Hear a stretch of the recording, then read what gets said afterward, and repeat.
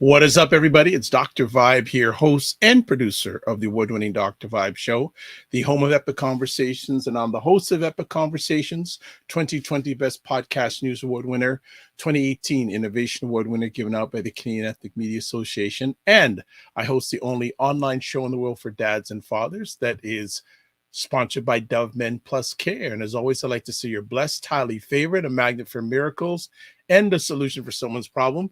We're broadcasting live September 11th, a very reflective day for many Americans because of 9/11 that happened a number of years ago.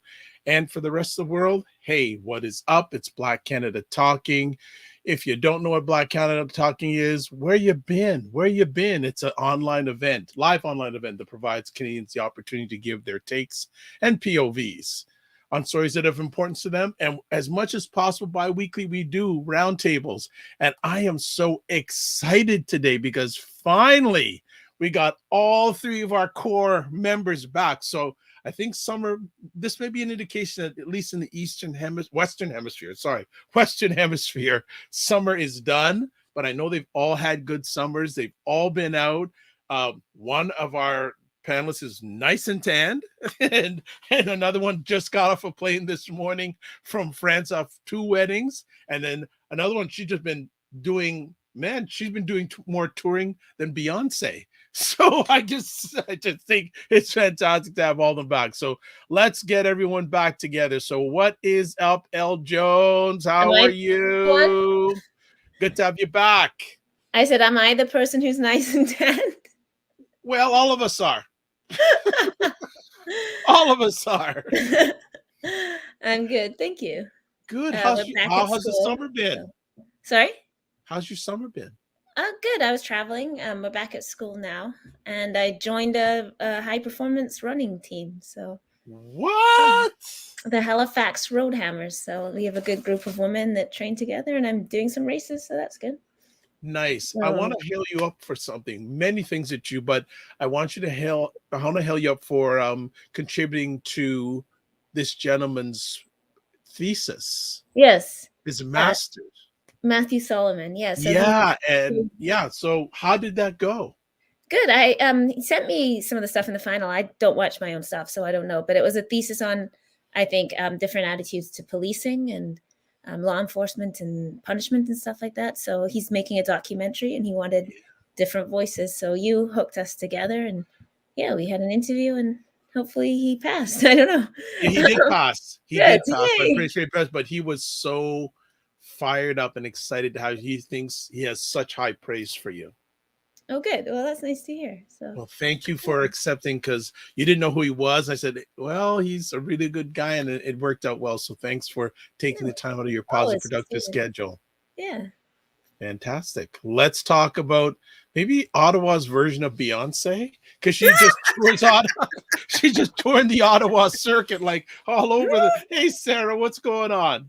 Hello. Hi, everybody. I'm excited to be back. Just came back from Baltimore. Be This more. is a shirt from the Reginald F. Lewis Museum of African American History and Culture. Shout out to my little sis who hosted me while I was there. Greetings from the unceded territory of the Anishinaabe Algonquin peoples here in Quebec. And yes, respect to the 9/11 victims, but also really, really, everybody was mourning Queen Elizabeth II. I am still very much in deep mourning of Bernard Shaw. Bernard Shaw, yes, the first chief anchor of CNN, a pioneer in cable broadcast news, someone who was there from 1980 to 2001. Truly the gold standard in network news, his professionalism, his just commitment to facts, to the proper presentation and contextualization of historic events. He was there for the first Gulf War, if you remember, 91. He was there for a slew of other events, Princess Diana, blah, blah, all of that. And I'm really it's such a loss. We've lost Ed Bradley. Remember him from? Yes. Absolutely. 60 Minutes. We lost Ed Bradley. We've lost. Oh my gosh! Like we're losing them all. It's like an entire generation that we're losing. So and Bernard Shaw's trademark thick mustache. Yes, the glasses and the glasses. Yeah, and just that gaze, that imperturbable gaze, and his ability to just stay cool under pressure, dignified. Everybody talks about the Queen and her dignity. Bernard Shaw was dignified no matter what it was he was covering, respectful of all the people he interviewed. And I mean, what a loss. What a loss. Interesting little fact before we get to Cesar that I'm going to send you the link. Tavis Smiley just did a really interesting interview for 2.5 hours. And it's one of the fascinating things is his 20-year personal relationship with Prince. And Prince pushed him that Tavis owns his own black talk radio station in LA, KTLA. And one of the things that Prince told him is that content is king, but distribution is the emperor. Ironically, I was in Minneapolis for a week before Baltimore. So, But I'll send you the link. Fascinating. Great advice, though. Yeah. Own the content and distribution. Yes. Very, very smart to do. So thanks for sharing. And then off the plane, literally off the plane from Paris, France. Cesar, how are you? Dressed just as I came off the plane, right here. Yes. How you been? I'm good, thank you. Sorry, I got Zaza. We just came to say hi. Bye. Yeah, we literally just go ahead. Oh, hold on, just a quick moment, please. Yeah, this is so not Cesar's regular appearance on this platform. So you know that he's just getting off the plane. I'm good, thank you. I'm very good. Very glad to be back. As you can hear, Daddy, on the show. This is Daddy. Oh gosh. But yes, good to have you back. How was your trip to France? It was good. Traditional wedding for my baby sister was last Saturday and yesterday. The Western/white dress wedding.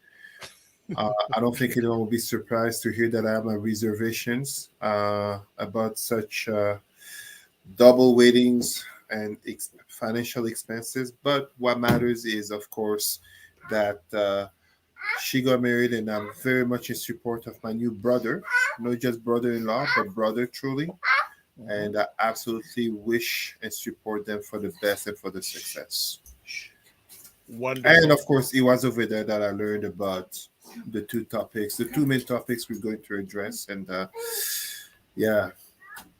can't wait. I was like, I have to be on the show today. It's like, I can't wait 2 weeks later to talk about it. Okay, no problem. You know what? Let's get to the topics. Let's get the topics. So we want to get right into it.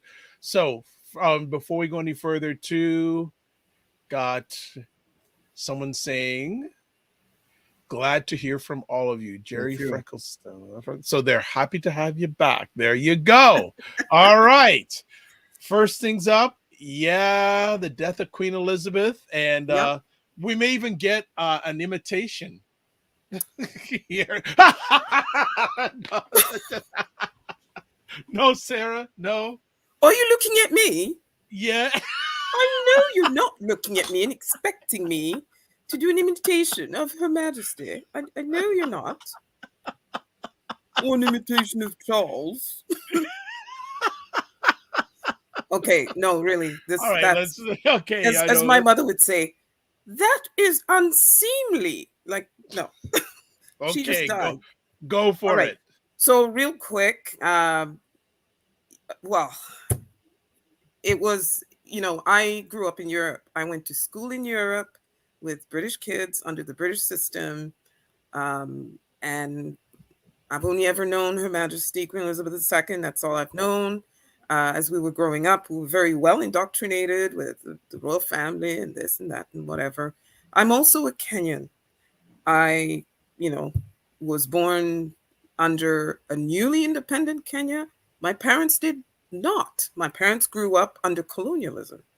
I was born in 66. My parents are from, the 30s and 40s. So, and my other connection is the fact that she learned of her father's passing and her accession to the throne in Kenya, in my country, right in the middle of the Mau Mau, what they call the insurgency or whatever. For me, it was the fight for freedom, the Mau Mau fight for freedom. So feelings are mixed and kind of problematic, and I'm not really making a lot of public comments about it because, as you have seen, people who are not, all weepy and mourning and all of that are being, told that they're being unfeeling and all of that.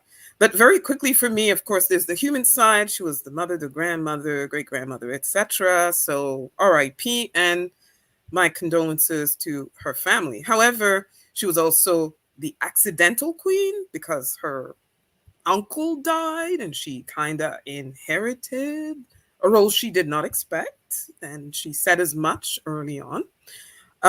There's also the whole institutional aspect, and I'm sure Elle is going to talk much more about that, including the political system where, you've got this head of state who's unelected, and what the hell are they doing there?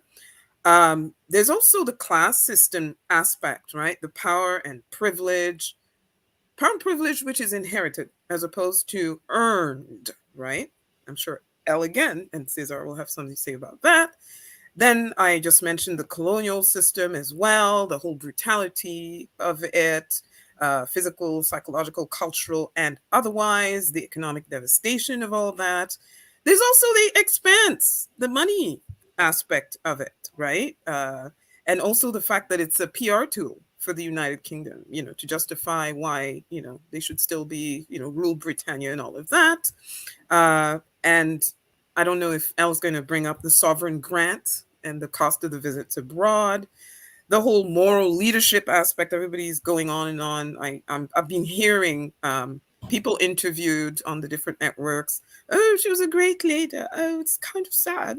We've lost a great leader. Well, yeah, leader of what and what exactly? And especially when it comes to the moral leadership aspect, like, how much value should we attach to that? And lastly, there's the whole cult of celebrity around these royals in particular. Like I said, I grew up in Europe, and I grew up in a country, Belgium, La Belgique, Belgium, that has a royal family. One of the most infamous royal families with the most brutal and infamous King Leopold, right? And there wasn't nearly that kind of cult of celebrity around the Belgian royal family that there is around the British royal family.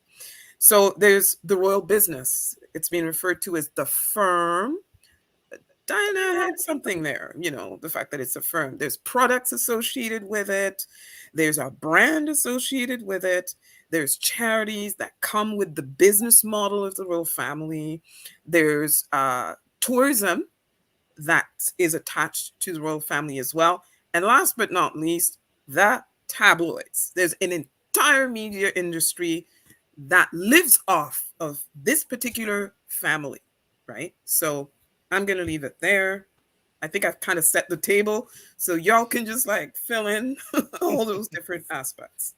Go ahead. So mixed feelings. I think what's really interesting is, of course, whenever it's respectable public figures that pass, there's always this how dare you say anything? It's not the time. They were a person, leave it out. But for example, I haven't seen a lot of public mourning for the guy that stabbed all those people in Saskatchewan. Everyone's I'm glad that he's dead. So, and I'm not comparing, I'm not saying these are all the same thing before someone accuses me of making false accusations. I'm just saying that the through line, on the one hand, if colonized people, I'm not sad the queen is dead, everyone's getting just piled on and being told they're a monster. But I remember people dancing the streets when Bin Laden was killed, right?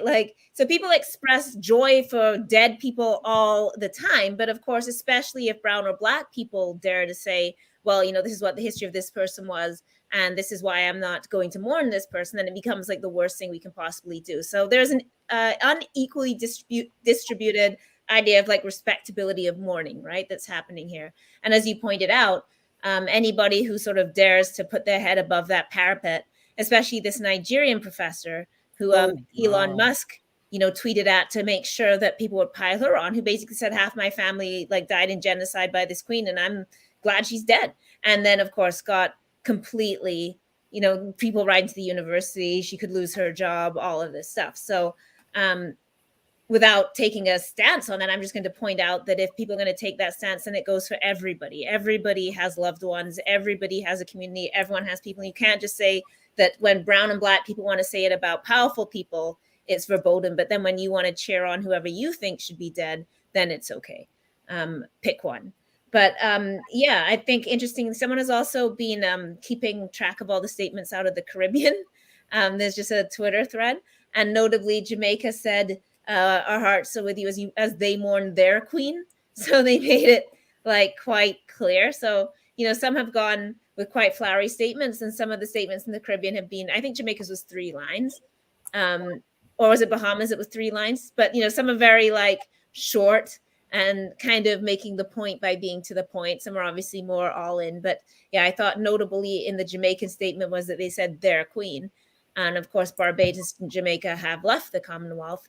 And other countries are also on their way out. And of course, that's one thing now that the queen is dead, and that sort of weird affection that a lot of elders held for her, particularly because of World War II and all of that. Now that that's gone, Charles certainly does not have anywhere near the same affection. People had that for Diana, not for Charles. In fact, people dislike Charles quite intensely still because of Diana. So it's going to be interesting to see now that the so-called beloved grandmotherly hat-wearing, corgi-loving figure of the queen is gone, what that's going to mean moving forward. And they must also be aware of that, because I note that they dragged Meghan back in, right? Like, she sure had to get into line and walk that line with them. So if we remember, Kate and Will had an extremely disastrous tour of Jamaica, where it was very clear that, people were not feeling the royal family. And that tour was just a complete, people were booing them. Like, there was just no uptake. And people across the world are ready to revisit colonialism, right? And accept that we don't have full independence as long as we don't throw off the shackles of colonialism. And this is also interesting, of course, because Britain has not come to terms in any way with their colonial past. And this is part of why we see this huge backlash on people from colonized nations from their lifetimes with this queen, that are trying to say, like, this is a very bloody history. This is a criminal history. This monarchy presided over our countries as we got shot and jailed. As you pointed out, the Mau Mau rebellion, like, this is in people's lifetimes. Like, this is an ancient history. The Mau Mau said at the Jubilee that they weren't going to, like, the Kenyan people, like, we're not mourning this, we still haven't got our reparations. Like, where's our money back? And of course, they've been taking this through court because of the torture that people experience, the genocide, the ongoing impacts this has had. So Britain has refused to really ever acknowledge that. I mean, I remember in the 2012 Olympics, they did that thing with the James Bond and the Queen. So she's been allowed to become this unchallenged, beloved figure that's, grandmotherly, and we're not allowed to speak about either the monarchy or Britain in general. Let's say England in particular, because they also colonized Ireland and Wales and Scotland. We haven't been able to speak honestly about what they've done. Irish TikTok, I don't know if you were following Irish TikTok, but Irish TikTok was not playing around. Like, they were extremely critical, and including video of a football stadium where they were chanting Lizzie's in a box, right? Like, the Irish people, because they, of course, do not support the monarchy. So this kind of buried thing has also been coming out, where people are also saying, well, let's talk about these histories. And, we can separate that from the woman. She was the person. She is a human being. Everybody's a human being. Everybody deserves dignity in death, like everybody. But that doesn't mean that we cannot be honest about what this family has done, what they've stood for, and quite literally the blood trail and the blood on their hands that still exists and that is ongoing today. And you can literally spin a globe and put your finger down, and the British perpetuated some kind of massacre, including the oceans. Like, so many of the geopolitical problems are Middle East is the dregs of the colonial divide and rule, picking people up, putting them in another place, laying people up against each other, playing tribe against tribe, favoring this person, and a lot of these tensions that we're still living out in war that's still killing hundreds of thousands and millions of people is a direct result. And the last thing I'll say before we go to Cesar is people are trying to give her credit for ending colonialism. So one of the myths we're being forced to keep our mouths shut about is when they're like, oh, how dare you say this queen was a colonizer? Under her, colonialism ended in all these countries, like as if she supported that.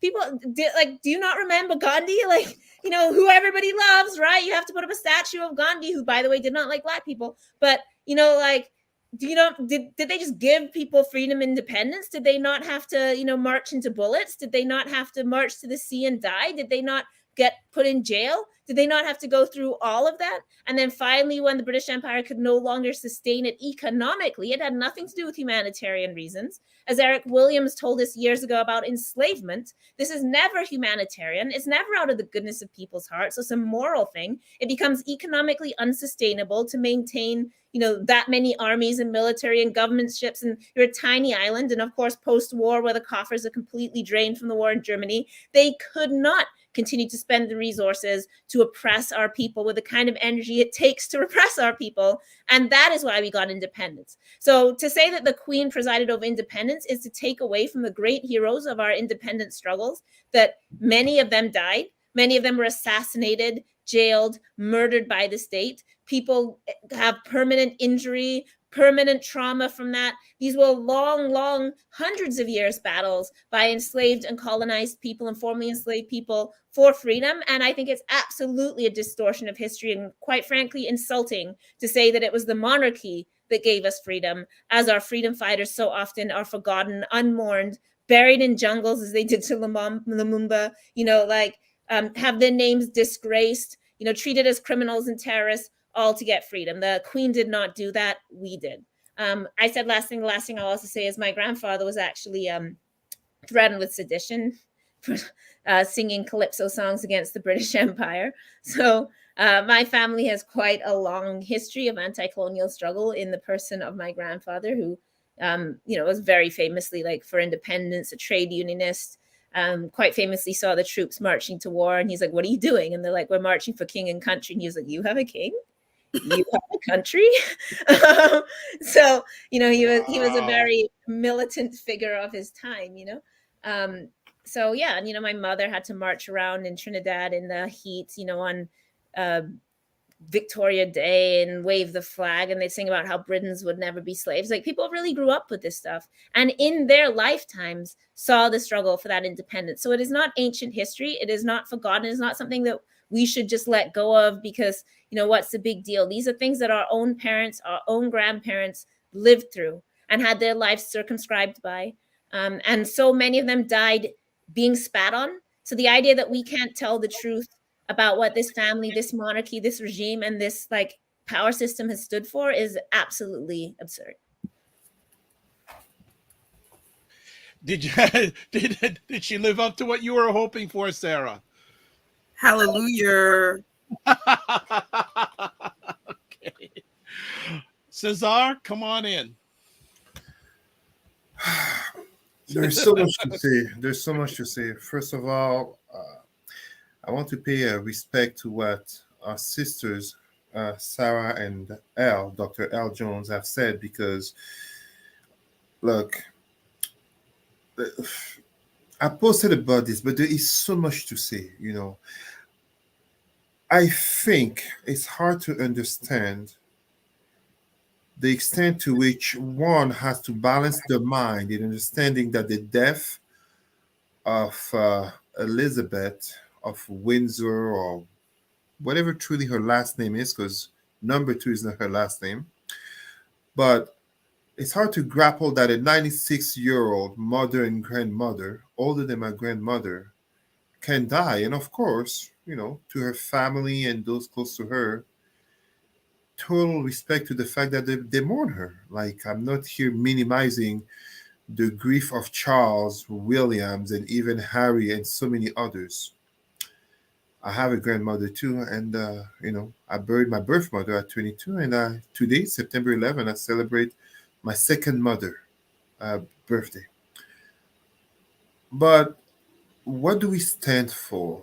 Who are we? what is remembered about us? What is basically, I mean, for one as Elizabeth II, who will be in history books, who already is, by the way, the paragraphs, the pages, the books about her, to what extent will they write about the content of tabloids and, of course, the tragedy of Diana and so many other scandals that occurred? But to what extent will they actually talk about what she represented? And when I say she represented, beyond the institution, so the institution that, I mean, we talk about the British Empire on which the sun never set, Victoria. We have to talk first of all about the fact that, I think it was Elle who said it, they colonized their neighbors, aka the Welsh, the Scots, and the Irish. They killed them. They famished them, aka Irish people. So, although I'm not on Irish TikTok, I'm not surprised. I'm not disappointed. Again, I'm not surprised to see many blacks talk about mourning her passing, but that's an impact of colonization. The very fact that we are here all speaking English, 4 black people from different countries, even in Africa, different islands in the Caribbean, and we are here speaking English, that's colonization. I would strongly doubt that there's any white English Windsor or whatever Buckingham Palace descendant who speaks any African language or even understand patois. I strongly doubt it. But here, allow me to go just a little bit further. I'm not going to repeat what has been said about the Mau Mau. I'm going to bring up the fact of the hypocrisy that is granted to Elizabeth in terms of not criticizing what she represented when, in an age of growing consciousness, but also critical narratives, we have come to question what Mother Teresa stood for in regards to financial handling in regard to the poor and also views. We have come to, look at Gandhi differently, as rightfully Al was saying, in terms of his views towards blacks.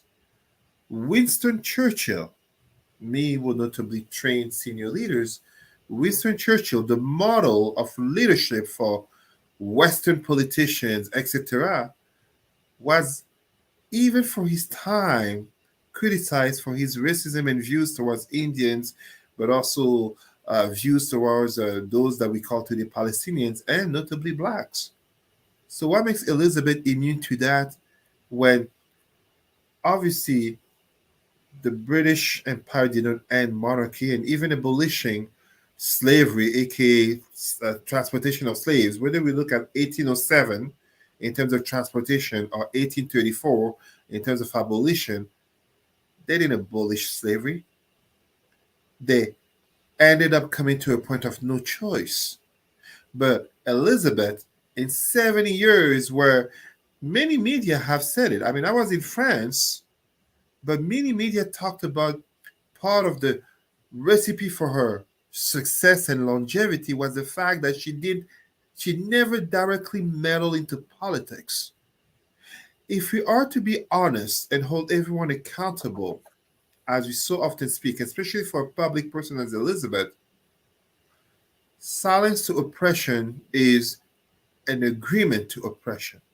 She knew too much and she chose to say nothing. She had too much power of influence because sometimes people give the example of one example I heard of French TV. I don't know if it's true. I don't follow these so-called celebrities. Was wearing a blue hat with a yellow something in support of the European Union at the time of Brexit. I'm sorry, I don't care about her hats. I care about what she says. For God's sake, she sits there with a diamond on her throne that was stolen from South Africa that could pay tuition for so many South African kids. Meanwhile, she's leader of the Anglican Church, aka she's the Pope of the Anglican Church, that has spread a message of white supremacy, including white Jesus, and enslaving the minds of millions and millions of blacks worldwide. Racism, genocide. I mean, right here, the Pope came here and, what was it to apologize for? Treaties between indigenous nations and the crown. The crown, that's what she represents. It strongly bothers me. And I'm going to say one last thing where if you really want to understand the impact that she had and for which her silence is so bothersome, us who are black, any word that we say can lead us to jail, can lead to us losing opportunities. Let's look at a perfect example of white supremacy, aka Donald Trump. He's still free, and yet any black leader would have said a tenth for what he said would be rotting in jail, if not accidentally murdered by now by the state. But to give you a very concrete example of the power of influence of Elizabeth and why her silence is so, to me, deadly, I don't remember the specific year, but there is such a thing. If you wish to look it up, it will be in my book that is to come. There is such a thing called cargo cults. Cargo cults were Melanesian, Polynesian, indigenous people during World War II developed an entire cult kind of religious fervor out of seeing planes during World War II missing cargo drops, landing on their lands, and as such, God sending this technology, and then, of course, white skin that they've never seen before. After World War II, there was a visit on one of the islands. I can't remember if it was Vanuatu. I'd have to recheck my memory here. And Elizabeth and Prince Philip, they were held by these dark-skinned men, and they were seen by them as gods on earth. Because Philip is a man, Philip is taller, and the kind of looks that he had, aka, you watch that movie Underworld, you understand what I mean, that vampirish look. And I'm not saying that at all to insult them. This is just, that the notion of vampires is to mean they are superior to humans. They came to celebrate them as gods, and these people really saw Philip as God on earth. To really make you understand what I'm saying, how serious it is, Richard Dawkins, very well-known scientist who opposes religion, came to the conclusion that it would be terrible to announce to these people the truth about Prince Philip and Queen Elizabeth, that they are just mere mortals. My problem was not so much that these black indigenous people from Pacific Islands believed Philip and Elizabeth to be gods. My problem is Elizabeth and Philip knew of this and let them believe it, even to the point where they had some of the representatives come to Buckingham Palace and they let them entertain that belief that they are gods in this castle of gold and such beautiful technology. These people went back to their homes. These black people went back to their homes knowing that Philip and Elizabeth will die, and for them it will be tremendous. So right now, we have on some Pacific Islands, just as when Philip died, we have suicide watch. Yes, it sounds crazy. Richard Dawkins himself, a strong anti-religious man, said, this is so deep, it's best that we don't reveal to them the truth. Let them go through natural processes of evolution. This is really, I don't need to repeat everything that has been said. So the last thing, just because some people will see a photo of Elizabeth II dancing with our revered Pan-Africanist leader, Kwame Nkrumah, and just as some black people like to comfort themselves saying, oh, Meghan is not the first black in the Windsor Castle British monarchy. There was a 18th century Queen Charlotte married to George III. By the way, that's a lie. She was not African. I am telling you, my black people, Elizabeth sat on a throne representing the very highest level of the symbolism of white supremacy, Christianity, but as well slavery, colonization, and racism, which to this very day still impact us. And she chose to remain silent for 7 years. I cannot forgive that. Go ahead, Sarah. Yeah. So, okay. So now that she's gone, and now we've got to say stuff like, God save the king, God save the king. So when do we get our stuff back? You know, Cesar rightly did mention, hello, them crown jewels. Mhm. They don't grow them diamonds and rubies and stuff in England. They don't. They don't have those mines there. And somebody even has on Instagram and Twitter, somebody's sending around a picture with Her Majesty with her scepter, her crown, her fur, whatever you call that. And everything is labeled in terms of where it was stolen from, where it was taken, because they didn't go to a market and purchase this stuff and how much is this and how much do we pay? No, they just helped themselves. So what I'm interested now is in reparations. When do we get our stuff? I understand, and I'm sure Elle has more to say about the movement that is ongoing, especially in the West Indies, in Jamaica right now. Not just in terms of give us back our stuff, but, you know, things like we're going to quickly talk about the visa issue. You know, the fact that Black people still have to jump over hoops, even as Commonwealth citizens, to get visas to other Commonwealth countries and that sort of thing. And also trade-wise, the way African and Caribbean countries get mistreated by Great Britain in terms of that. So when do we get our stuff back? When do we get reparations? And let's not forget the deportation of the Windrush. Hello, Windrush. Yes. So the elders that, you know, were deported after like decades in the UK after contributing. So yeah. I mean, that's interesting, of course, because rightly so, Jewish people have been talking about this for like generations since World War II. All the art that was stolen, that has gone into museums, and rightly so, like that belongs to us. It doesn't belong to you. But why is the same process not available to us when our often sacred objects, not just art, but also for Indigenous people, it's a lot of sacred stuff. A lot of the jewels and stuff were part of ceremonial sets.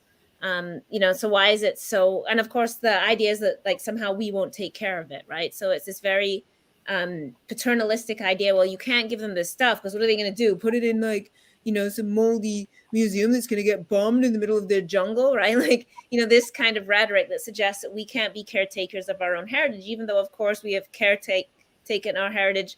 I mean, let's talk about the people in Mali that buried books for, you know, 1,000 years and that still have those old libraries that like people literally located into their backyards so that, you know, knew where this stuff was secretly. We have been it's not us that blew the nose off the Sphinx. You know what I mean? Like, it's not us that has, you know, we're not the ones that were bombing Iraq and Iran and, you know, all these places of the so-called cradle of civilization. That's not us, right? It's not our bombs. So this idea that we won't preserve this stuff is also absurd. But yes, you know, and this is, of course, what we want to talk about. We want to talk about history when it's convenient. And then when you want to bring up any other kind of history, then suddenly it becomes too soon or malicious or, you know, everyone will quibble. Well, it wasn't her personally, you know, but is she on the money? You know what I mean? Like, if things aren't her personally, like she's happy to have her face all over the Commonwealth, right? She's happy to have her face everywhere. She's happy to be our head of state, but it's not her responsibility for what happens in that state. So I don't buy that. So yeah, I mean, it's we'll see. And I mean, I do think it's now going to be a rocky road for the monarchy. Like traditionally, it was like, you know, you had your anti-monarchists and then you had like colonized people, but a lot of so-called normal people are also surprisingly critical of this as well in terms of money. And we're going to talk about Poilievre. You know, conservatives are more and more, you know, questioning things like state expenses. So they don't like when we talk about colonization, but certainly there's a growing amount of people that don't think the governor general is useful, that, you know, certainly don't like Charles and question, you know, why these people should have all these palaces at a time when food is up, gas is up, England's having a massive power crisis, right? Like the amount of money they're going to have to pay just to heat their homes is like thousands and thousands of pounds it's gone up by. Obviously, this is also related to the war in the Ukraine, where billions of dollars are being pumped, so COVID, obviously. So, people are in real financial straits. We have huge inflation, low jobs, no ability to get housing, and people are also tired of paying, frankly, for parasites, whether that's corporations, royal families, or whatever other elite structure. So, yeah, I think there's going to be, and I'm going to say a perhaps surprising backlash, like not just from people like us who would expect it from, but from more mainstream people are going to be asking these questions. And also, the thing is now, the subjects have other royal families with which to compare this British royal family. I mean, Norway, Sweden, Denmark, these people are regular-ish. Like, they don't have this whole cottage industry around them, and they are more in tune. They have adapted more easily to modernity because they never had that whole lavish thing the way the British had it. And they understand, or they seem to understand, their privilege to such an extent that you get Dutch royal family riding around on their bikes. You get in the Norwegian family people who actually have jobs, like proper jobs. The Swedish royal family, same thing. So it's going to be a time of let's go back to the drawing board and sort of revisit, like, what can we sort of, what's the fat we can carve out of this and reshape this, if we want to keep it. That is, there's no guarantee that the British people want to keep it, because demographically, there's a demographic shift as well. I was hearing one report on CTV here about the demographic shift, where increasingly Great Britain is brown and young and not necessarily sort of having that same vested interest. And there are a lot of young people who, the royal family, whatever, me, mine, and my immediate existence. What are they doing for me? So anyway, I think Cesar wanted to say something. Anything you want to add, Cesar, before we move on? No, the only thing I will just add is that I think I think strategically, the British monarchy as an institution made a terrible mistake to have Charles become king. Nothing against Charles. I have nothing against him. All my sympathies to Lady Di, which I truly liked. I felt that she was genuine. She was actually engaged, blah, blah, blah. A great person I would have sure wanted to meet for the person, not because of whatever princess stuff. But Charles, what is it? He's 70 years old. I think an institution has to understand that in order to survive, the line of succession that was there, it basically, they just reproduced the model of the papacy, aka another old white man was going to be there for what, 5, maybe 10, 15 years. Meanwhile, there are screams of change. Society is changing. Yes, there will always be people who are nostalgic about princes and princesses, but ultimately, in these times following a pandemic, a recession, climate change, who knows what's next? The aliens? He's not the person who should be there right now for this institution to truly want to survive. This is my prediction. I'm not saying it's going to fall now. It has been there for over 1,000 years. To be quite specific, in 44 years, it will be 1,000 years that this monarchy has been there. 1066, Guillaume le Conquérant, William the Conqueror, 1066. So it will be 1,000 years in 44 years. So it will not crumble in a day or two. But the death of Elizabeth is one big step further towards its crumbling.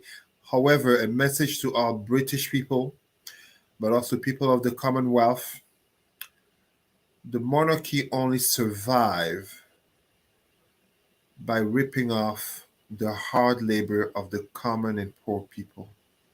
They do not work. Charles, at 7 years old, just got his first job. His entire life has been waiting on getting his job of becoming king, aka waiting for mommy to die. That's quite like a Greek play right there. So, no, we have to, if we live in democracy, democracy is ultimately incompatible with the notion of monarchy, aka people who are simply there, privileged simply by statutes of birth. That's it, that's all. It is absolutely, it's an institution that is absolutely unequal and insulting in the 21st century. Me working in equity, diversity, and inclusivity, you cannot claim to be about equity, diversity, and inclusivity and support the monarchy. It's a contradiction in the same sense as saying you're Jewish and you support fascism. I said it. That's exactly All it. right. All right. Let's move forward. We go. Next up, there is a change in the Conservative Party. Pierre Poilievre is now the new leader. What you all have to say? Go ahead. 4 words. 3. No. 3. God help us. God help us. Because here we go with the anti-elite, populist message and vibe, and the appealing to grievance politics, the anti-vaxxer, the trucker convoy, the indigenous people who complain too much. What do these Black and brown people, Black Lives Matter, like, what is this? Why should they get? No, I mean, yes, it's going to be a formidable opposition. There's going to be a lot of, we've already gotten a taste of what he would be like as, the leader of the opposition, because very often under Harper, he was the attack dog guy, especially on economic policy and that sort of thing. So we've already got a taste of what he's going to be like. And then, of course, that visceral hatred of Trudeau and any, liberals and all of that. So, we've gotten a taste of what he's going to sound like on the national scene. And it's very disturbing that this is how conservatives win now. Like, you appeal to a base that is so, riled up and aggrieved, and to a certain extent, not even thinking straight, no vaccine mandates, etc. Yeah, most of them are gone. What is your grievance? Well, we want freedom. What freedom? Because he probably ever talks a lot about, the whole freedom message, etc., just like the MAGA people. And we have to wonder, freedom for whom? Whose freedom? In what form? What does that look like? What is it about Canada right now that's not free for you, privileged white guy, middle class, with how many pensions does he have now? As a former cabinet minister and a MP since he was 24 or something like that, and he's like a 40-something-year-old. So, you really have to wonder what it is that's going on. And I'm praying. We're not going that MAGA route where you've seen in the United States, where the Republican Party now is like a shadow of its, original or former self, under Bush, Reagan, etc. And where, you've now got the Democratic Party sort of, we want that old Republican Party back, where you can at least talk sense to them and have them at least think about it and then discuss. I'm hoping Poilievre was putting on a show to get that base, and once he's reeled them in, he's going to move a little more towards the center and, be as reasonable can be as a conservative. That's what I'm hoping. But I'm nervous. The problem is that some of that base is now, he's not radical enough for them, including certain Black commentators who I won't name that have even moved away from Poilievre and are going further than that. So what's really interesting, I guess, is like even as far as he goes for a lot of the conservative base, like they're beyond that. And one of the interesting rhetorical points is really coming out of the extremist society. There's no right, there's no left, there's only truth, right? So that they're trying to really say that this isn't right wing and that we're calling them right wingers. But Freedom Convoy would use this, right? Like if you actually meet us, it's not about politics, it's about freedom. And freedom clearly imagined from this right wing place because it's individual freedom, it's authoritarianism masking as freedom. I mean, we don't need to rehearse all these arguments. He talked about them a lot with the Freedom Convoy. Of course, it's not about Black people's freedom, freedom from colonialism, freedom from being policed. It's, you know, the freedom of the white individual, property owning, to like not have to hear the woke, you know, and Poilievre is one of those people that loves to call things woke, you know, and like this CRT or whatever, like he's, you know, exactly one of those. But part of the masquerade is this isn't about politics, and that those who are smart are moving beyond left wing and right wing because that's irrelevant now. And what there is, so that's an interesting thing. And what's been really frightening is the radicalization of some Black people into this. So, and I'm not saying this to drag people, so I'm trying but I mean, a current lawyer for the Freedom Convoy is a Black woman, Sarah Onyango, right? She was defending them in the church. She ran for the NDP previously and now is a Freedom Convoy person. And her own campaign manager said on Twitter that in January of 2022, he was Ron. Yes, I know who she is. Yeah, her own campaign manager was like, in January, she was planning another run with the NDP. She seemed like a solid progressive. And by February, she had gone down to the convoy and completely radicalized. Now she's on videos with this guy, Big Bear, Colin Big Bear, talking about he's billing her as like a former leftist, she doesn't say a word. She's just there smiling. It's very frightening. I don't know the woman, so I can't comment on her personal decisions or health. But I'm saying we've seen this from other Black figures. There's a Black lawyer. Like what's I think really frightening is that there's been Black people have been extremely radicalized into this particular movement at this moment. And I think that's something we should be worried about. How do you go from like being an NDP candidate to being a beyond Freedom Convoy? Like these people are beyond Poilievre is what I'm saying. They don't like Poilievre. Poilievre is not extreme enough for them. They're on something else. And again, I'm not saying this is attack to individual people. Like I'm not trying to single out this person. I'm saying that clearly if we have people like that into this movement, something is happening. Something is afoot, right?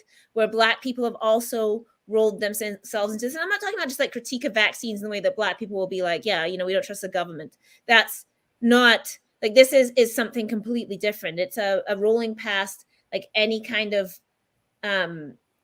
like any of these social bonds, right? Like it's just pure kind of individual freedom, pure conspiracy theory, pure. And like the idea that Poilievre, who like has never held a job outside of government, as you said, he's been in government since he was 24, yet talks about the elites. Like, is there anybody more elite? Like, you know, I'm one of the elites because I'm a professor. I had to work for years as a, you know, precarious employee making like less than $30,000 a year. Like I had to sleep in my car. I lost my home, you know, while I was teaching, because those are the kind of wages that you have unless you're tenure track. But that's elitist. But this man that's been sitting in government with a massive pension, you know, hundreds of thousands of dollars salary, can with a straight face talk about low-level journalists as the elite, you know, anybody who's a teacher. Like, so I mean, it's just like Trump, right? Where you have these billionaires, these people are extremely elite who have never worked, somehow managed to capture this imagination and then claim that they're the working person and everybody else is like a leftist tool. So my concern is really for, you know, people in our community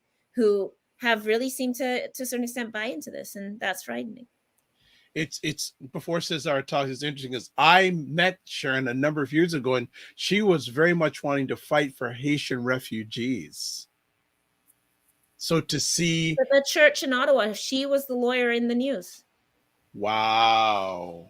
And then you might say, okay, well, lawyers take on any case, and that is true. So one might think that the lawyer thing was just a coincidence, except for she's in videos on his TikTok and Instagram. Wow. That's interesting. And she's apparently, I don't know if it happened, but she's going to run for mayor in one of these cities out in BC. And this like party, this guy Colin Big Bear was putting together, who claims to be Indigenous. I don't know what he is. I'm going to, you know, suggest that he may not be. I don't know. I'm not going to make that allegation. But many people have been commenting about how disturbing this movement is. Like, so you have these other movements like QAnon, like stuff coming out of this kind of movement that are quasi-cult-like, that have a particular kind of control. And of course, at this time where people have just because people have lost faith in media, they've lost faith in educational institutions, who can't afford school, they're in debt. People, all these institutions have failed people. So it's obviously coming from this profound sense of alienation that people have in the modern world, especially past COVID, where we're living in environmental disaster,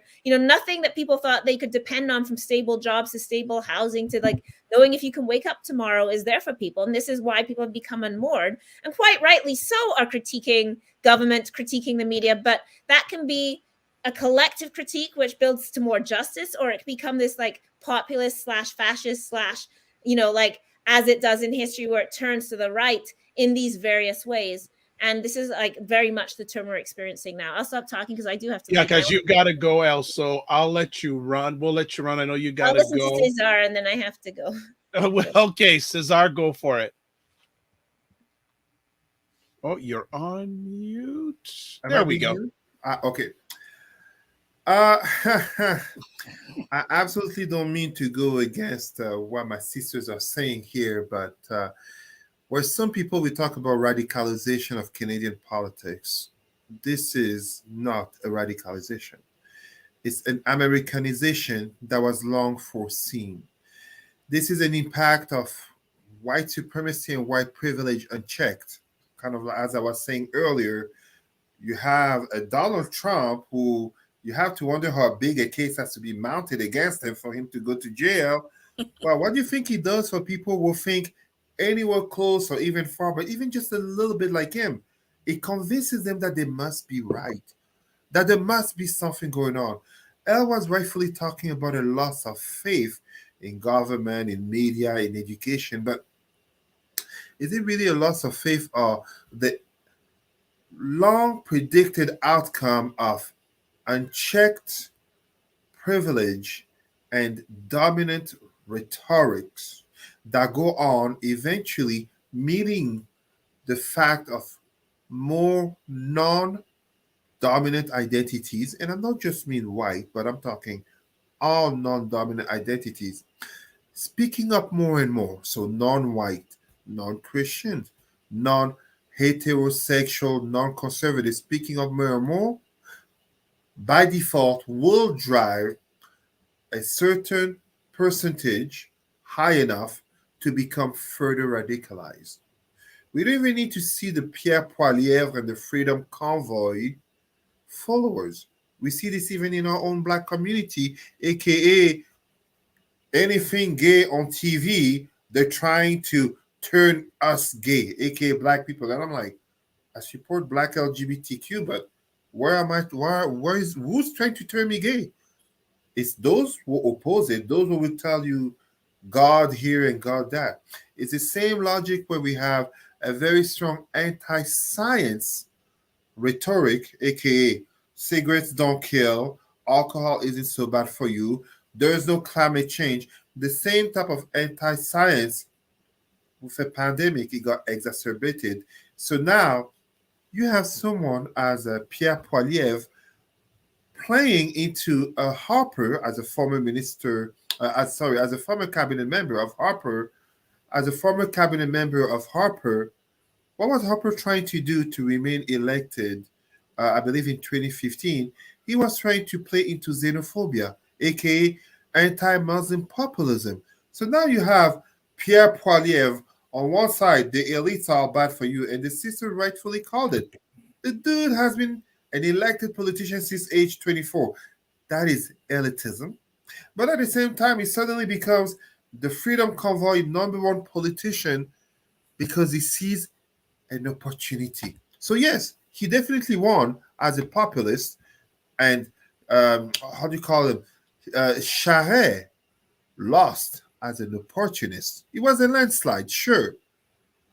But Poilievre himself is an opportunist. And as one of my cousins was saying, and I salute my cousin JP who came to pick us up at Montreal Airport, he's a conservative. He's a Black conservative. But as he said, Trudeau deciding to remain in power and to run in 2025, if Poilievre doesn't win, he'll be out. And it's becoming even more complicated as truly, um, for many, into that rhetoric of conservatism further to the right, of freedom, and I really mean here freedom with a DUMB. Don't get it wrong. This is not the freedom we talk about. For many in that kind of logic, Poilievre is not hardcore enough. He's not extremist enough. What they're really saying is that he's not right wing enough. He's not white supremacist enough. Jean Charest was saying for conservatives to gain back the power in a changing Canadian demographics, social political landscape, you need conservatives to become further to the center instead of being further to the right.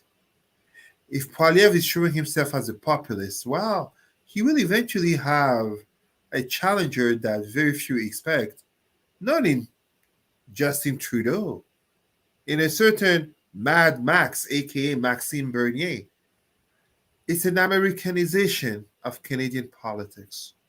It is basically entertainment meeting politics in the theater of media and popular opinion in terms of claiming who is more conservative, who is more extremist, who is more white. And I always find it interesting that they always seem to find Black people to follow them as, I'm going to say it, a certain Leslie Lewis. I keep saying it. This is not to say that Blacks who are in the Labour Party, blah, blah, blah, the Liberals are perfect. Of course not.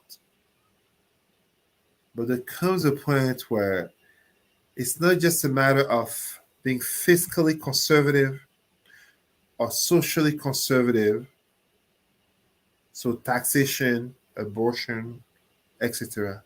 It becomes a matter of addressing systemic racism, addressing immigration, addressing socioeconomic issues that impact those who look like you. How can we be respected? We can't. These Black people in those movements, whether it be official Conservative Party or Freedom Convoy, become the Black friend to, I'm not racist, there's a Black person who support us. Pierre Poilievre is just being a Trump of the North, and eventually he'll have to fight for the crown with Maxime Bernier for that one. One thing I'm hoping that Mr. Poilievre will use his attack dog, pit bull personality or whatever to force this liberal government to fix ridiculous things like the visa issues we're having, the racism in visa granting in the federal bureaucracy, among other things. I just came back and, ArriveCan. I'm not an elderly person. I've used ArriveCan before, yet here I am sort of in line for the counter and I'm like, oh my gosh, this isn't working. How do I enter everything? And then I said to myself, you know what? I agree. It's scrap ArriveCan. Why do we need it? You've got my vaccine records. There's databases everywhere. Why are you doing this?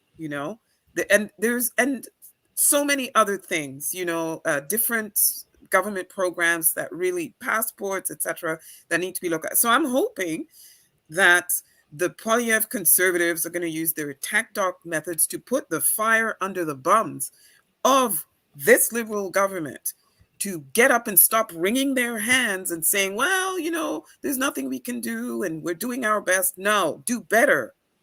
That's what I'm hoping he's going to be able to do. And if he can do that, who knows? He might find himself prime minister the next round. All right. Some quick questions here. Jerry asked, do you find it odd that there's only one Black MP, Leslie Lewis, in the Conservative Party, but 6 in the Liberal Party? I don't find it odd. I mean, it's a matter of mindset. Sure, the Liberal Party, aka liberty, freedom, Just like in the US, democracy, or in France, socialism, those left-wing parties are bound to attract more black people.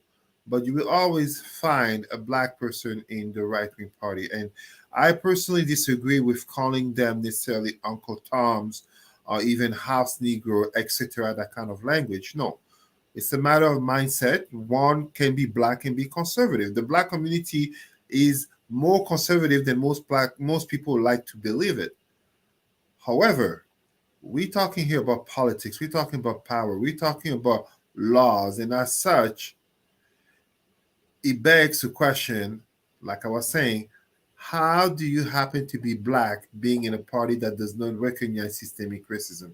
Comes a point where it makes one wonder if that black person themselves knows, agrees, believes there is such a thing as systemic racism that negatively impacts their own people. And as such, as time goes forward, you can be black and have a white mindset. That's all I have to say. So I mean, I have black friends of all political stripes, including black friends who have actually run for the federal Conservative Party and the provincial Conservative Party on the Ontario side. And it's not necessarily that Black conservatives aren't running. You have to look at the structural issues and also the way the Conservative Party, provincially or federally, is run and is constructed. There are barriers. There are actual real barriers. You have to raise a certain amount of money. So you have to be someone, with a wide network of people with a lot of money. Then you have to be somebody who has, an established record of, actively sort of, working within, the Conservative Party system. And, as we say in Quebec, veut pas, whether you like it or not, you have to suck up to a lot of some white people who are the gatekeepers of everything in order to get your toe anywhere near, accessing, lists, member lists, and that kind of thing. And it's still a very white controlled outfit. I'm not convinced that the Liberal Party isn't either. So we will get we will get more Black federal MPs when the system, the system within that party allows for that to happen. And also you need Black candidates to be running in winnable ridings. You're a conservative and you're running against a very popular liberal who has been there for decades, for example, or somebody who really is like a real heavyweight of the NDP in a particular riding, and you're a Black conservative and you're running there, and what are you expecting? They have a big machine around them. The voters in that area, the name recognition is there. You've been parachuted in. You don't necessarily, there's so many different factors that make that happen. And it's not just conservatives that have that, Black conservatives that have that issue. Black liberals have had that problem, and Black NDP candidates as well, and Black Greens. So yeah, structurally, systemically, things have to change for that to happen. So I'm like Cesar, I'm not surprised. I'm not shocked at all. Okay. Let's move on to our last conversation piece. African students face high Canadian visa rejection rates, education stakeholders. Sarah, you wanted to talk about this. Listen, I'm sure, I don't know, like the Canadian media didn't sort of really pick up on it right away.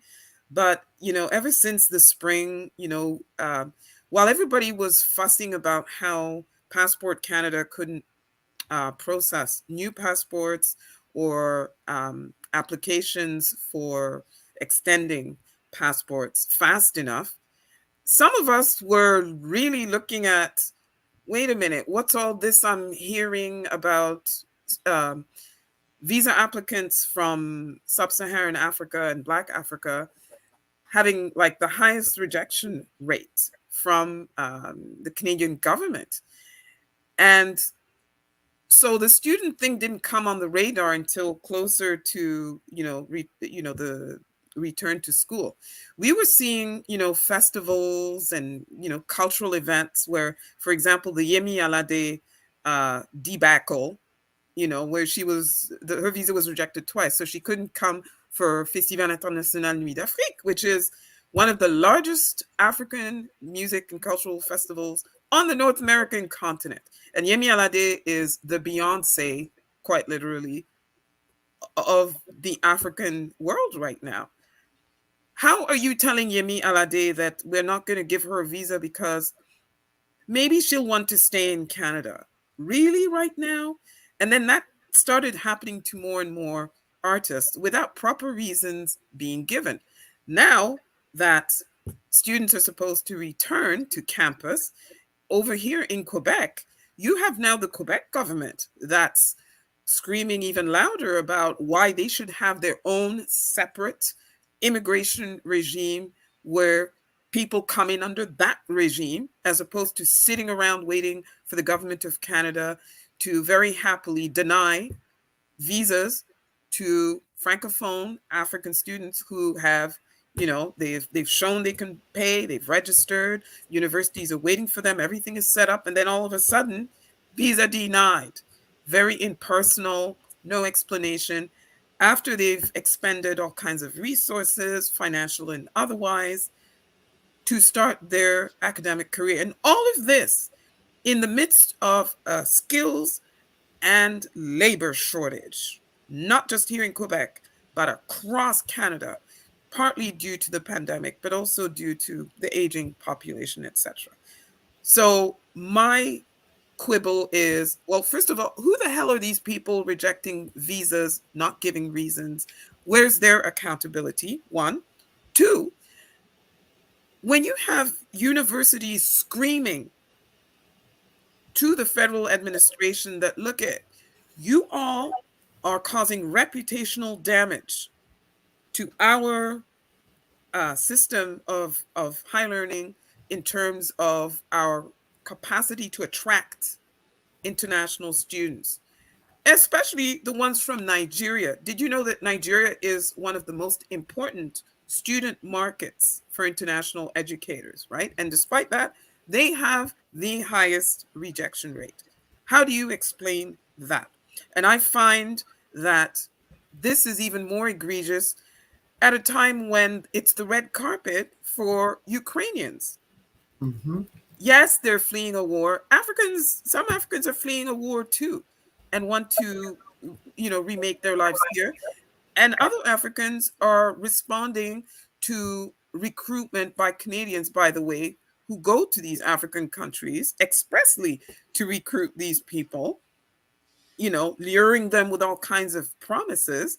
And it's the slammed door, not the red carpet for those people.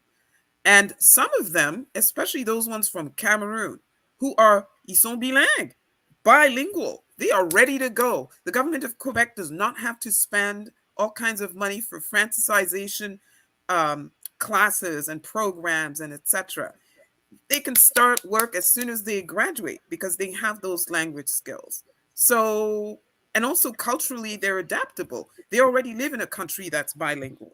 So I'm just wondering, where is the urgency of the current federal government on this specific issue? Cesar? No, I don't really have much to say. I think Sister Sarah said it very well. The very nature of the system. Look, I'm not one to call racism and discrimination on everything and anything. And very often, I am very well known to say a lot of the issues that Black people face, Black people can solve them with a Black consciousness coming together and standing up. However, Sarah gave a very clear example in terms of rejection of so many African visa students, and yet red carpet for Ukrainian applicants. The excuse of war is exactly just that, an excuse. I mean, even if we forget about blacks, all those Syrians, Afghanis, even those who risked their lives collaborating with the Canadian and other Western nations' armies in the country. So it's a system. It's the system, it's the flaws of the system, but are they really flaws in a world of white supremacy where, having non-white ministers does not really change the nature of the institution? There you go. And I'm also just, again, it just galls me to no end. These bureaucrats, whether they are at Canadian high commissions over there on the African continent or embassies over there, our taxes pay for that. Our taxes pay their salaries. They need to do a proper job. If people are spending money sending their kids to get a good Canadian education and are actually supporting a lot of our institutions of higher learning. And I'm sure you know this, Cesar. I was a foreign student myself. We pay what? Double. They print money off of these same African students whose visas they are denying. So talk about, the proverbial shoot yourself in the foot.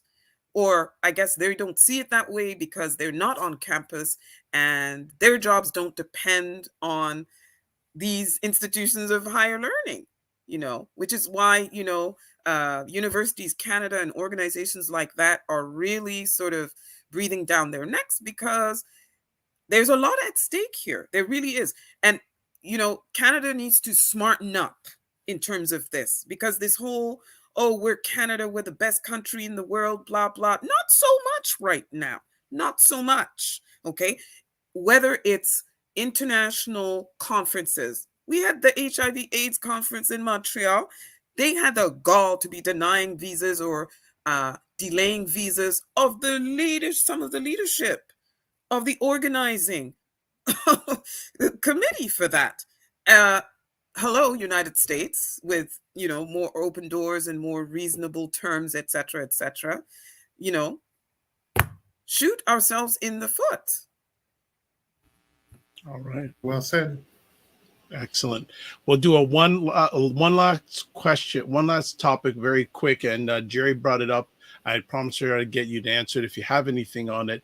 She asked, "What do you think of the two new British Prime Minister's cabinet's diversity, with there being two Black ministers in very powerful positions?" Congratulations to them. Congratulations to new Prime Minister. Cesar, why? Go ahead. Cesar. Well, I mean, we have to congratulate them. I mean, okay, Cesar. Okay. As black people, we are known for celebrating the first such. Yeah, congratulations to them. It's good for their resume. It's good for the families. But does it really change the nature of the institution? By the way, in France, the Minister of Education is also Black. Mixed Pape Diaye, if I got his name right. In Italy, they've also had Black ministers. Yeah. In the US, they've had Black ministers, and I think Germany too. Yeah, So yeah, congratulations to them. Yeah, bravo, Yep. Hooray! But does it really change the nature of the institution? Yeah. Fortunately, I absolutely do not think so. And let us be careful here. And this is absolutely nothing against them per se. Congratulations to them. No, they're Black, they're Africans, and blah, blah, blah. We can celebrate all of that. The institution is always more powerful than the individuals, especially when those individuals come from places of minorities. We clearly saw how a certain Barack Hussein Obama, with all his education and proper steps to reach the position of President of the United States, was still referred to by the N-word, and his whole family insulted by the same people who would also say that he's a pretty fine guy. Meanwhile, we see a certain Donald Trump, his real German name, by the way. Trump is Americanized. Donald Trump, basically do a coup d'etat, but because he checks the right identities, including billionaire, not just white, but including billionaire, he's still free. Mhm. So no, congratulations to those ministers, but it takes more than that to really bring change to a racially changing country as Great Britain that is continuing the perversity of neocolonialism through such a thing as the Commonwealth. So yeah.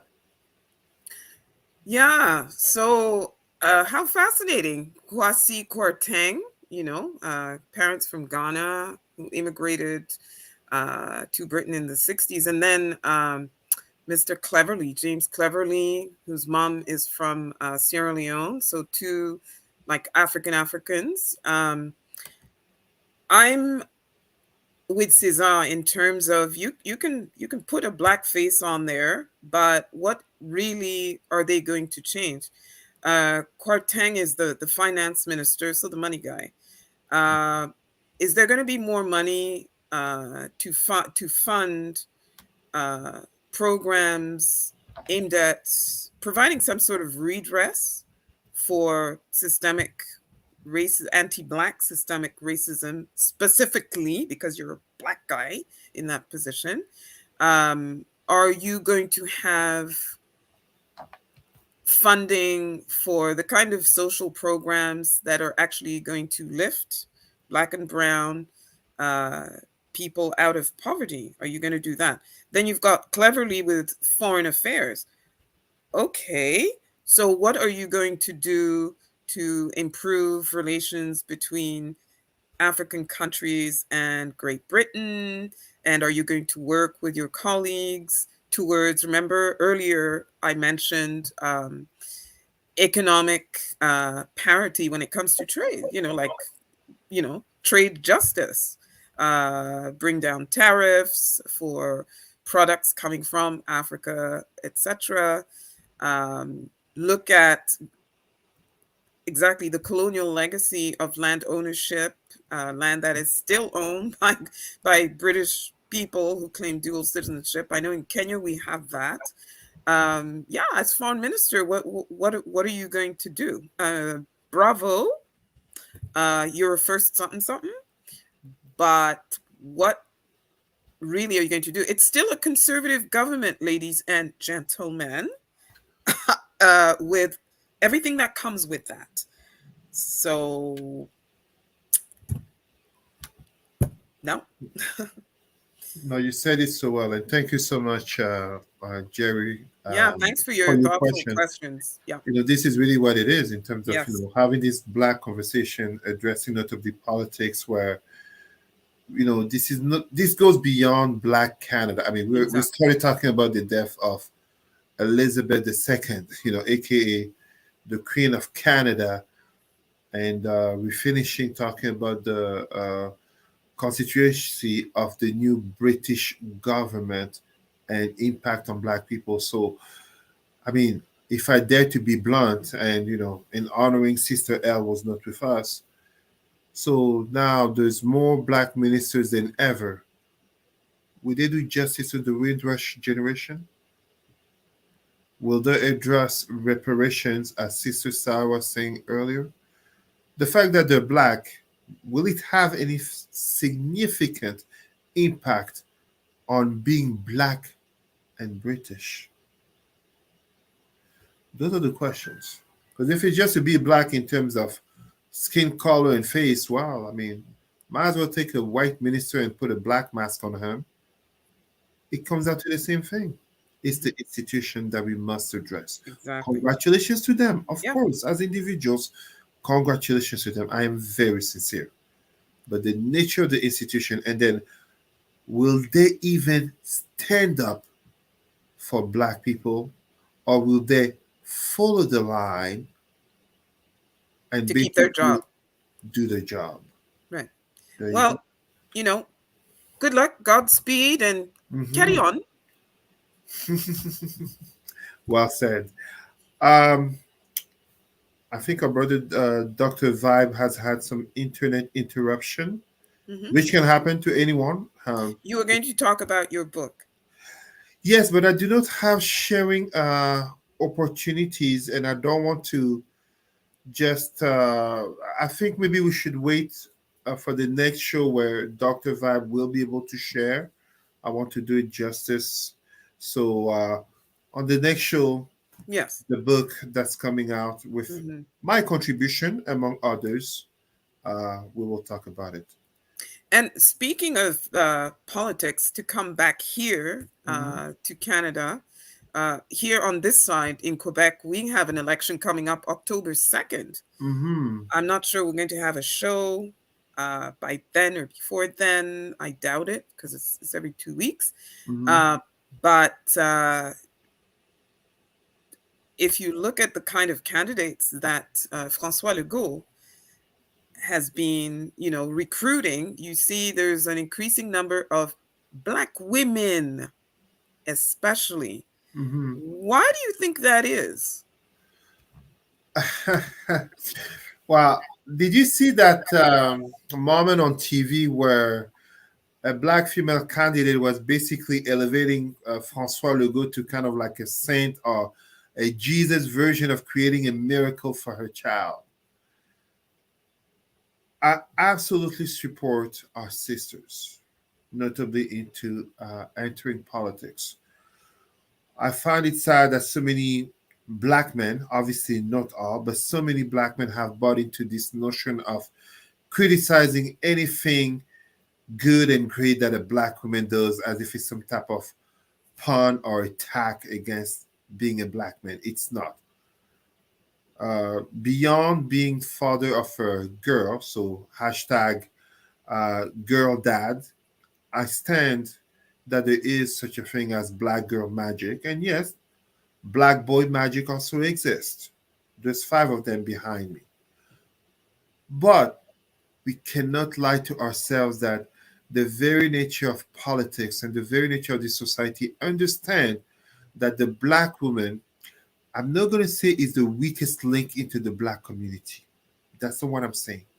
But in a community that has so many single mothers, in a community where so many are known to go to church, in a community where black women are the pillars of the family and so integral parts of the community, it is very strategic and wise of Francois Legault to appeal to black women for his campaign of re-election. When you look at so many in the Haitian community will look at a black woman leader in order to cast the ballots. That's really how I look at it because other than that, what has the CAC, Francois Legault himself as well, what have they really done for black women? Now in politics and even before in business, notably with Air Transat, was it known as a company that supports and uplift black women? Is the CAC known as a party that uplifts black women, black community as a whole? No, no, no. Of course, they will say they've done X and Y, Z initiatives. Of course, and that's fine. It's like asking Pierre Poilievre if he supports the white supremacist movement. Of course, he's saying no. But the reality is simply, for me, it's a political ploy, and this type of political strategies always find blacks who are willing to jump in, like not even jump in, diving like Black Michael Phelps in order to get some little mention in the media, or as I always say, to beef up the resumes. It doesn't have the community. The CAC is not known as a pro-black or black uplifting party. And you know what? That's fine. It's for us to uplift ourselves. And by the way, the CAC, the Coalition Avenir Québec, the CAC, for our viewers who don't know, it happens to be the party of denying systemic racism, 100%. starting with the premier himself, who's been 100%. on TV and on the airwaves talking about, oh, well, we shouldn't be harping on that. And there's actually no systemic racism. And we like Black and Brown Indigenous people. And what is this? And he also is the premier who presided over what happened to that poor lady in the hospital who was mocked until she literally died in that hospital. Just Echaquan. Right, Joyce Echaquan. And he's also presided over the what is it, investigation? The commission on what is was it systemic racism? The rapes and sexual harassment by police officers in Val d'Or of these indigenous sisters over there. And he also has been presiding over urban decay, especially in Montreal, areas that are heavily populated by newcomers, Black and brown newcomers, and we've yet to see any sort of energetic attempt at. It's not a priority for him. The Coalition Avenir Québec is. I'm generalizing, of course, because they do have voters in Montreal, but they greatly rely on the Quebec City. Outside of Montreal voters, and inversely, majority of Blacks in the province of Quebec are in Montreal, and they greatly vote Labour Party, notably with a Black woman as Labour Party leader, aka Dominique Anglade. Black votes is not a priority. It's not what they need, what they cater to. I do not fall for the representation of Black women in the party, just as speaking with earlier about the new British government of Liz Truss. I do not fall for the nomination of basically Black candidates. Black ministers in top jobs. It's nice. It's symbolic. It's good for the newspaper. Concretely, for the average Black woman, man, child, and senior, it brings little to no difference other than symbolism. So that's Quebec. Now back to your side of the river, Ottawa. There's a mayoral, and there's actually, it's a race. Municipal elections are going to be happening October 24th, I believe. And so you have several Black people who are running for city council and for city hall. What are your thoughts on that? Some can have a valid chance of election. I expect Rawson King to be reelected. He's Rito Rockcliffe. I know we do have, notably in Barhaven, some work that has been done over years. Salutations notably to my cousin, Franklin Epape, who has laid grounds for others to follow suit. No disrespect to anyone, but Black candidates for the mayor position. Ottawa is still a very white city, capital city. And as diverse as it seems, the statistics are there.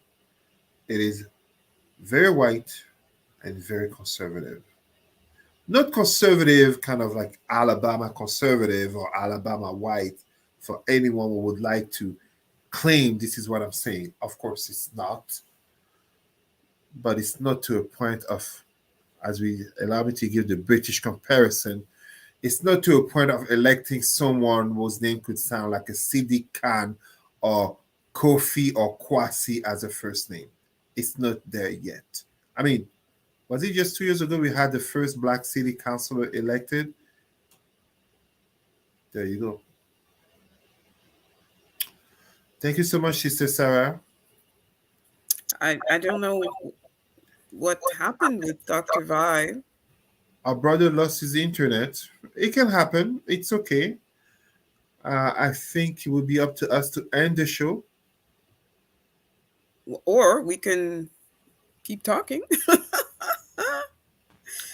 I'm back. There he is. Timing. Just give me a quick second, family. Hold on. Oh, that's wonderful. I'm so glad. But that was a great, those are two great conversation topics to end on.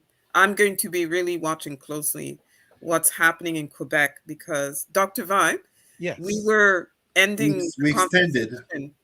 Bonus time. Yes. We were ending the conversation with upcoming elections here in Quebec on my side and in Ottawa on Cesar's side, and looking at Black women being recruited to run as candidates, especially on this side in Quebec. But yeah. Well, So I didn't know if you guys would still be here. Oh no! So I'm a radio host and I'm an interviewer. You deal with these things. So I love it. I had to do basically a restart. So I thank you for your patience, and I didn't know if you had to leave and all that. So I appreciate everything. So as always, we want to thank you for your time, and also Elle, who's not with us. Sarah, what is the best way for people to get in touch with you? Before I say that, I would like to, since we're talking about queens, come on, y'all. I would like to send a very special happy birthday shout out to Queen Honorable Dr. Jean Augustine, who just celebrated 8 decades and 5 years of existence, many of them in the service of her community, her province, and her country. This woman is incredible. She's such a source of inspiration. And I'd like to wish her a very happy birthday. And I mention her also because she is one of the founders of 100 Accomplished Black Canadian Women. Cesar, you were talking about Black women as leaders. These 3 women, Donna Jones Simmons, the Honorable Dr. Jean Augustine, and I can't believe I'm forgetting her. I'm forgetting her name. But these 3 women who created this initiative to showcase Black excellence in our within our sisters. We are having the biannual gala this Saturday in Toronto. I hope to see you there, Dr. Vibe. I hope you're going to attend. Yes. I didn't know about it till you just told me right now. Yes. So the gala honoring the 2022 honorees and also launching the book showcasing these wonderful queens, some actual queens who've actually earned that title. So that's going to be happening at the Woodbine Banquet Center in Toronto this Saturday. You can also watch it online. So maybe you'll watch it online, Dr. Vibe. Online, sure. There'll be a live stream of it. So I'd like to acknowledge them. And that being said, I can be reached at on Instagram. I'm on Black Ottawa 411, or is it at 2 Black Ottawa 411? I believe that's what it is. I never can remember. Yeah, but I'm on CHU 89.1 FM on Saturdays at 11 a.m. Eastern on Black on Black. Cesar. You can reach me at rootsandculturecanada.com, but even better on Facebook, Cesar, CESAR, Remy, RIMY. Yeah, I'm still there. All right. Well, I'd like to thank everyone who put up with us today, and I still think we're having a little of a technical challenge, so I'm going to make it really quick. If you want to touch base with me, best places to do it is all the contact information, website, email address, YouTube and Facebook, Twitter at DRVIBESHOW, and Instagram, the DRVIBESHOW. As always, I like to end off all the conversation. Go ahead, Sarah. Yes. Dr. Denise O'Neill Green. That was the 3rd founder of the 100 ABC Women initiative. Thank you. No problem. No problem. Live your life as a dream. If you can dream it, you can make it. Sometimes you have to get small to get stronger. Block assumptions and aim bigger, aim better, aim higher, aim wider. Love, faith, and respect. And remember to give yourselves grace. We'll see you soon. Walk good.